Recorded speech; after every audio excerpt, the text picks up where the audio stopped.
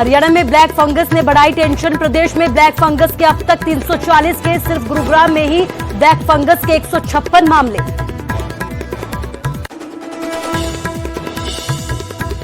हिमाचल में भी black fungus महामारी घोषित, सरकार ने जारी किया अधिसूचना। सभी जिलों में सीएमओ की अगुवाई में टीमें गठित।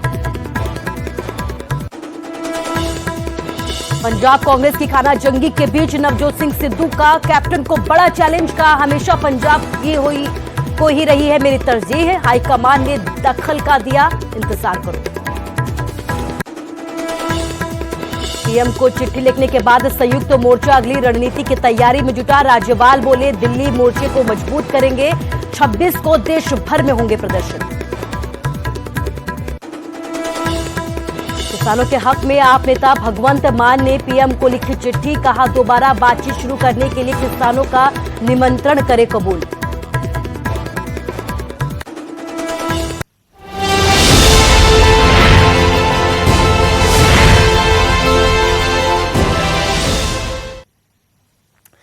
नमस्कार, स्वागत है आपका न्यूज 18 पंजाब हरियाणा हिमाचल में। मैं हूं आपके साथ कुसुम रावत। बुलेटिन का आगाज पंजाब से आ रही एक बड़ी खबर के साथ करेंगे। पंजाब के स्कूलों में गर्मियों की छुट्टियां जारी कर दी गई है। 24 मई से 23 जून तक छुट्टियों का ऐलान किया गया है। सारे सरकारी और निजी स्कूलों में छुट्टियों का ऐलान किया गया है। शिक्षक और स्कूल स्टाफ की भी छुट्टी की बात कही गई है। तो बड़ी खबर पंजाब से आपको बता रहे हैं, जहां पर छुट्टियों का ऐलान किया गया है। स्कूलों में गर्मियों की छुट्टियों का ऐलान किया गया है। 24 से 23 जून तक गर्मियों की छुट्टियों का ऐलान किया गया है। सारे सरकारी और निजी स्कूलों में छुट्टियों की बात कही गई है। इसके साथ ही शिक्षक और स्कूल स्टाफ भी इस दौरान छुट्टी पर रहेंगे। आपको बता दें कि कोरोना की वजह से पहले से ही पंजाब में स्कूल कॉलेजेस बंद है। इस बीच गर्मियों की छुट्टियों का ऐलान भी सरकार की तरफ से कर दिया गया है। 24 से 23 जून तक छुट्टियों की बात कही गई है। इसके साथ ही सारे सरकारी और निजी स्कूलों में छुट्टियों के निर्देश जारी किए गए हैं। शिक्षक और स्कूल स्टाफ भी स्कूल नहीं आएंगे इस दौरान। तो बड़ी खबर पंजाब से आपको बता रहे, कोरोना की वजह से पहले से ही पंजाब में स्कूल कॉलेजेस बंद है और अब इस बीच हरियाणा पंजाब सरकार की तरफ से स्कूलों में गर्मियों की छुट्टियों का ऐलान भी किया गया है।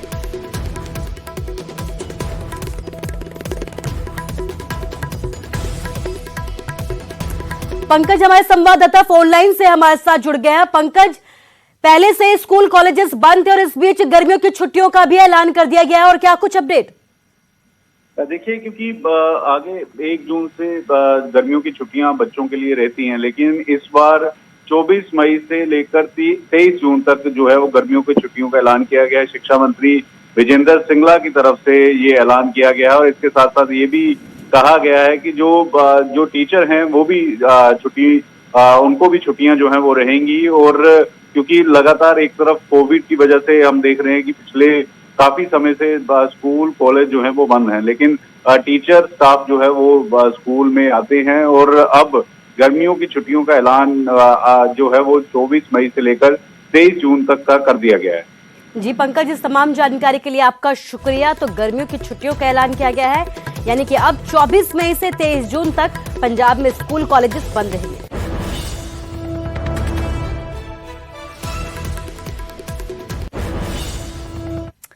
और खबर हरियाणा से है। आईजी के आरोपों पर हरियाणा के डीजीपी का बड़ा बयान सामने आया है। न्यूज 18 पर हरियाणा के डीजीपी मनोज यादव का बयान सामने आया है। उन्होंने ये कहा है कि मुझे इस मामले में ज्यादा कुछ इस वक्त नहीं कहना है, मामला कोर्ट में लंबित है, मुझे कोर्ट की कार्रवाई पर पूरा भरोसा है। 18 मई को फैसला आया, 19 को शिकायत दी गई, कानून के हिसाब से जो भी न्याय होगा मुझे मंजूर होगा। अंबाला रेंज के आईजी ने डीजीपी के खिलाफ शिकायत दी है। वाई पूरन सिंह ने डीजीपी पर परेशान करने के आरोप भी लगाए हैं। आईजी की शिकायत के मुताबिक वो 3 अगस्त 2020 को सार्वजनिक छुट्टी के दिन शहजादपुर थाने में बने मंदिर में गए थे और उसी दिन अंबाला के तत्कालीन एसपी अभिषेक जोरवाल भी गए थे। लेकिन 17 अगस्त को डीजीपी ने आईजी को पत्र जारी कर यह पूछा कि थाने में मंदिर स्थापित करने से पहले सरकार से अनुमति क्यों नहीं ली गई, जबकि अभिषेक जोरवाल से नहीं पूछा गया। आईजी ने अपने जवाब में ये कहा है कि थाने में मंदिर 2011 से है और अभी वो सिर्फ इसकी पूजा अर्चना में ही शामिल होने गए थे। आईजी के मुताबिक स्पष्टीकरण के बावजूद इस मामले को लेकर उन्हें बार बार परेशान किया जा रहा है। तो हरियाणा के एक बड़े अधिकारी पर बड़ा आरोप। हमारे संवाददाता अंकित भी हमारे साथ फोन लाइन से जुड़ गया। अंकित, डीजीपी की तरफ से स्पष्टीकरण दिया गया है, लेकिन अगर कार्रवाई की बात की जाए तो क्या कुछ नई अपडेट आपके पास? बिल्कुल बिल्कुल कुसुम, जिस तरह से डीजीपी और आईजी के बीच में विवाद निकल करके सामने आया है, और ये कोई नया विवाद नहीं है, जुलाई से विवाद चल रहा है। और अब जो आईजी ने शिकायत दी थी, 19 तारीख को शिकायत दी है डीजीपी के खिलाफ अंबाला एसपी को मिलकर के कि SC/ST एक्ट के तहत डीजीपी के खिलाफ मुकदमा दर्ज किया जाए। हमारी खुद डीजीपी से बात हुई, न्यूज़ 18 की बात हुई, तो डीजीपी ने कहा कि वो इस मामले में अभी कोई प्रतिक्रिया नहीं देना चाहते, क्योंकि कोर्ट में ये मामला था और कोर्ट ने एक दिन पहले ही 18 तारीख को ये याचिका जो आईजी की थी उसको का निपटान किया है, और मुख्य सचिव को ये आदेश दिए हैं कि 3 महीने के अंदर इस मामले का निपटान किया जाए। तो मुख्य सचिव इस मामले को देख रहे हैं, इसलिए वो अभी कुछ नहीं कहना चाहते इस मामले के अंदर। तो कहीं ना कहीं उन्होंने कोई प्रतिक्रिया तो अपनी नहीं दी, लेकिन उसके बावजूद जो है मामला ये जिस तरह से लगातार गंभीर होता जा रहा है, क्योंकि एक IAS अधिकारी और दोनों जो वरिष्ठ IAS अधिकारी हैं अपने आप में इस तरह से विवाद का मामला सामने आ रहा है, तो कहीं ना कहीं मामला बड़ा हो जाता है। जी, मामला बड़ा हो जाता है। अंकित, इस तमाम जानकारी के लिए आपका शुक्रिया। और यही वजह है कि बड़े अधिकारी को इस मामले की जांच के आदेश जारी किए गए हैं। आईजी के आरोपों पर डीजीपी का बयान भी इस वक्त सामने आया है। उन्होंने बोला है कि मुझे कोर्ट पर पूरा भरोसा है, न्याय होगा और मुझे कोर्ट की कार्रवाई पर पूरा भरोसा है। और हरियाणा में ब्लैक फंगस ने टेंशन बढ़ा दी है। गुरुग्राम में ब्लैक फंगस के 156 मामले सामने आए हैं।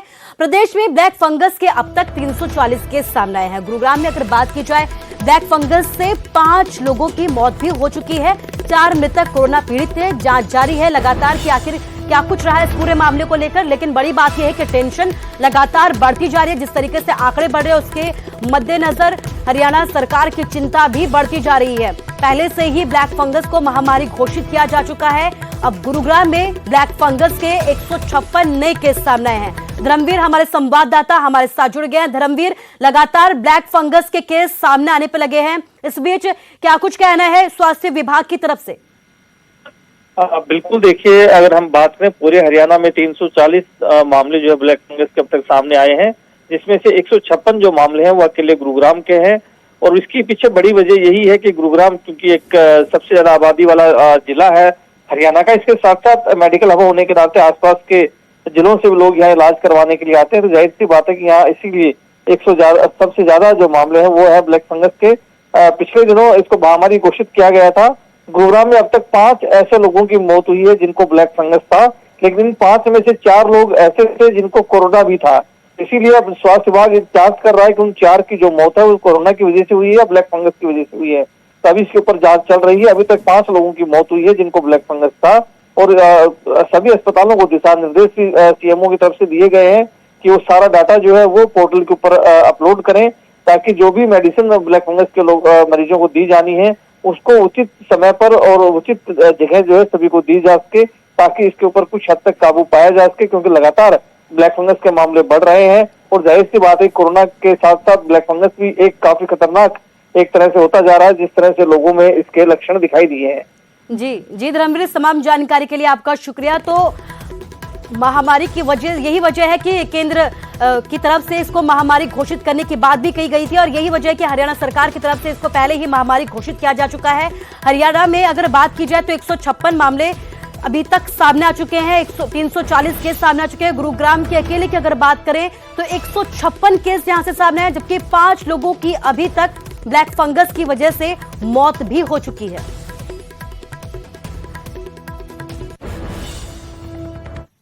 और अब बात हिमाचल प्रदेश की करते हैं। हिमाचल प्रदेश सरकार ने ब्लैक फंगस को महामारी घोषित कर दिया है। राज्य सरकार ने अधिसूचना जारी कर इसे 1 वर्ष के लिए महामारी घोषित किया है। स्वास्थ्य विभाग के सचिव अमिताभ अवस्थी ने इसकी जानकारी दी है। इसके साथ ही प्रदेश में ब्लैक फंगस का पहला संक्रमण मिला है। हमीरपुर जिले की 52 साल की महिला में इस महामारी की पुष्टि हुई है। महिला का इलाज आईजीएमसी शिमला में चल रहा है। आपको बता दें कि पंजाब, हरियाणा पहले ही ब्लैक फंगस को महामारी घोषित कर चुके हैं। केंद्र सरकार ने भी देश भर के सभी राज्यों और केंद्र शासित प्रदेशों को ब्लैक फंगस को महामारी घोषित करने के निर्देश जारी किए हैं। हमारे संवाददाता रणवीर भी हमारे साथ फोन लाइन से जुड़ गया है। रणवीर, महामारी घोषित कर दिया गया है। अब हिमाचल में भी 1 साल के लिए एक मरीज भी मिला है ब्लैक फंगस को लेकर, तो अभी और क्या नई जानकारी? जी हाँ, देखिए कुसुम, जो अधिसूचना जारी हुई है उसमें भी साफ तौर से ये लिखा गया है कि जिस तरह से पड़ोसी राज्यों में इसे महामारी घोषित किया गया है, तो जाहिर सी बात है कि इसका असर जो है हिमाचल में होगा। थ्रेट हिमाचल में है, और जिस तरह से कोविड पेशेंट्स की संख्या जो है लगातार बढ़ रही है, इसको ये भी देखा गया है कि कोविड पेशेंट्स को जो है ये ज्यादा जो है इफेक्ट करता है, उनमें जो है संभावना बढ़ जाती है। इसी को देखते हुए ये अलर्ट जो है जारी किया गया है, महामारी इसे घोषित किया गया है।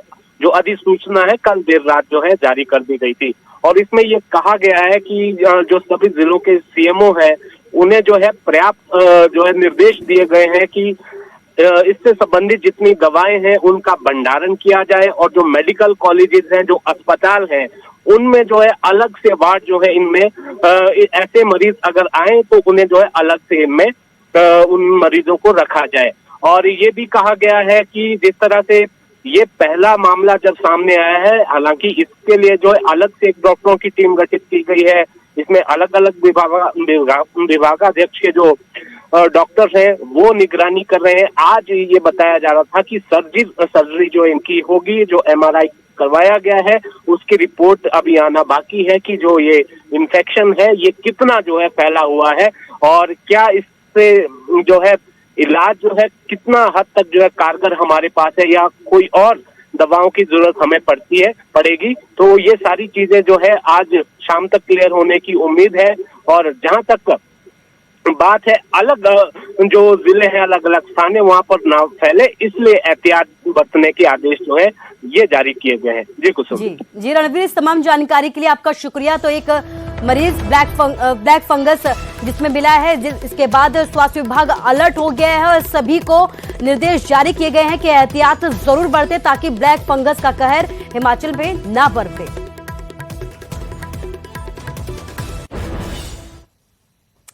और ब्लैक फंगस को लेकर ही सोनिया गांधी ने पीएम मोदी को चिट्ठी लिखी है। ब्लैक फंगस का फ्री में इलाज किया जाए, ब्लैक फंगस की दवा का उत्पादन तेजी के साथ बढ़ाया जाए, बीमारी की रोकथाम के लिए जरूरी कदम भी उठाया जाए। ये मांग सोनिया गांधी की तरफ से की गई है और इसी मांग को लेकर उन्होंने पीएम मोदी को एक पत्र लिखा है जिसमें उन्होंने ब्लैक फंगस का जिक्र किया है। ब्लैक फंगस के जो मरीज हैं उनका इलाज फ्री में हो, ऐसी मांग की गई है। इसके साथ ही दवा के उत्पादन को भी तेजी से बढ़ाने की बात कही गई है। तो सोनिया गांधी ने एक पत्र लिखा है पीएम मोदी को, ब्लैक फंगस का फ्री में इलाज किया जाए और इसके उत्पादन की दवा जो है उसका उत्पादन तेजी के साथ किया जाए।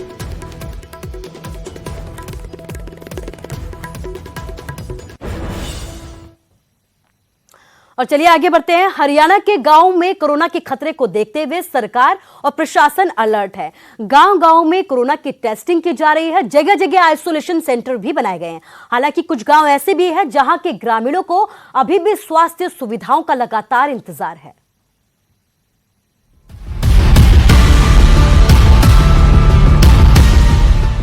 शहरों के बाद गांव में भी कोरोना ने कोहराम मचाना शुरू कर दिया है। हालांकि खतरे को देखते हुए सरकार और प्रशासन भी सतर्क है।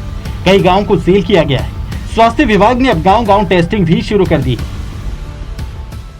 बचाव तो अपने आप ही कर रहे हैं, जैसे मास्क लगा के घर में कोई जरूरी कोई काम हो तो बाहर चल जाते हैं, नहीं तो बाहर निकलते नहीं है। बाकी हाँ, वैक्सीन गाँव में तो अभी कोई आया नहीं लेके। हमारे शहर गांव में कोरोना ने बड़ी जल्दी से पैर पसारे हैं।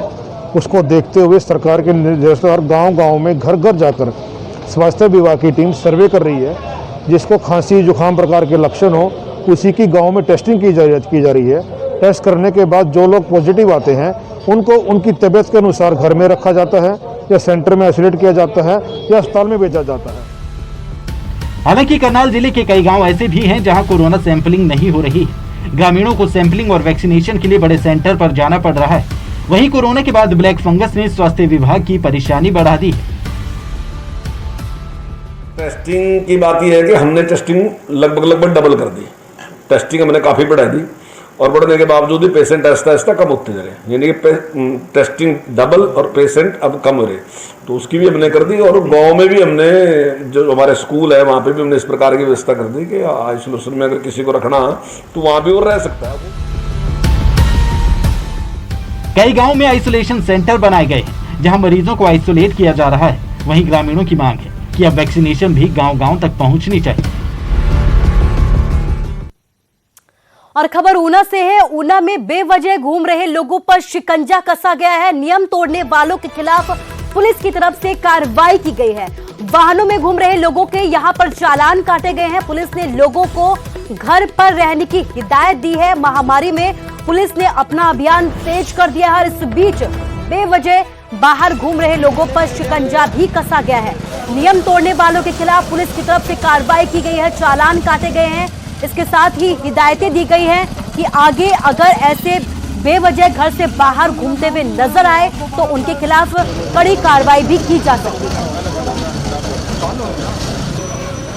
सिवाय एसेंशियल सर्विसेज को छोड़ के सारी शॉप्स बंद हैं और किसी भी तरीके से लोगों की आवाजाही पे पूर्णतः प्रतिबंध है।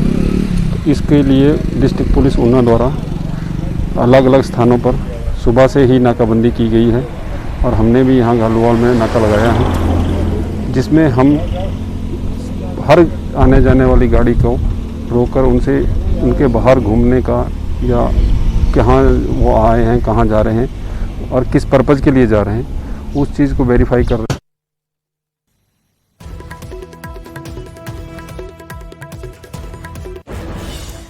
कोरोना का प्रकोप कम करने के लिए हरियाणा में पाबंदियां सख्ती से लागू की गई है, जिसका असर भी देखने को मिल रहा है। लगातार आंकड़ों में कमी भी देखी गई है, लेकिन सोनीपत के आसपास के इलाकों में भीड़ और पहले जैसी आवाजाही देखने को मिल रही है। सोनीपत के राई और गन्नौर में पहले जैसी भीड़ नजर आ रही है।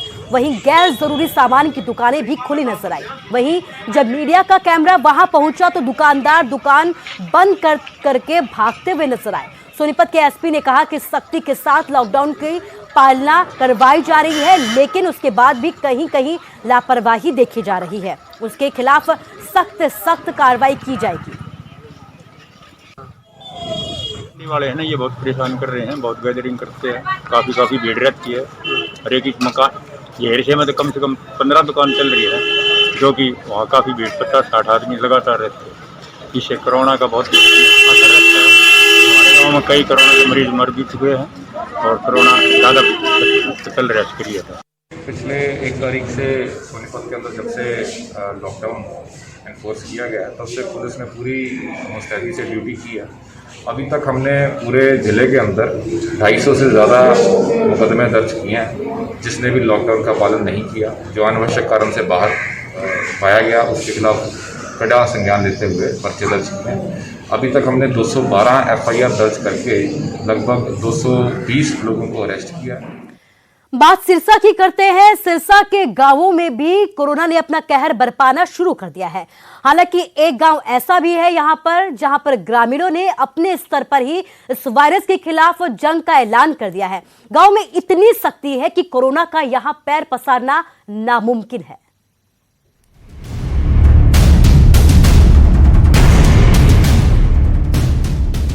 हरियाणा के गांवों में कोरोना तेजी से फैल रहा है। सिरसा में भी कुछ ऐसे ही हालात हैं, लेकिन खाजाखेड़ा गांव के ग्रामीणों ने अपने स्तर से इस जानलेवा वायरस के खिलाफ जंग छेड़ दी है। गांव को कोरोना से बचाने के लिए ग्रामीणों ने दिन रात ठेकरी पहरा देना शुरू कर दिया है।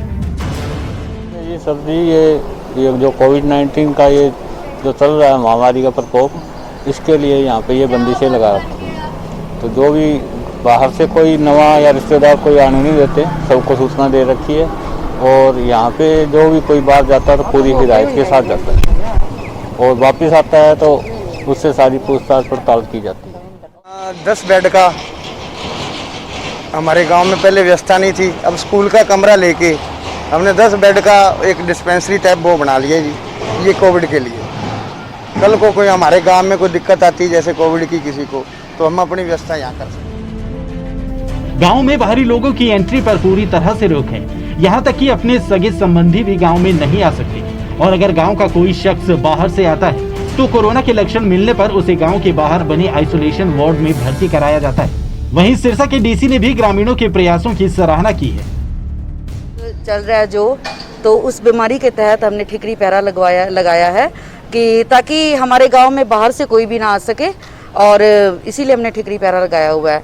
और इसलिए हमने हमारे जो युवा हैं गांव में, तो उन सभी को ड्यूटी लगाई हुई है कि शाम को भी ड्यूटी देते हैं और सुबह भी ड्यूटी देते हैं, और चौकीदार और स्वीपर भी ड्यूटी देते हैं। कोरोना के खिलाफ लड़ाई में ग्रामीण पूरी तरह से जागरूक हैं और ऐसी ही सख्ती से इस वायरस पर काबू पाया जा सकता है। लेकिन सरकार के आदेशों के बावजूद गांव में स्वास्थ्य विभाग की ओर से कोई कदम उठाना दुर्भाग्यपूर्ण। नकुल जसूजा, न्यूज़ 18, सिरसा।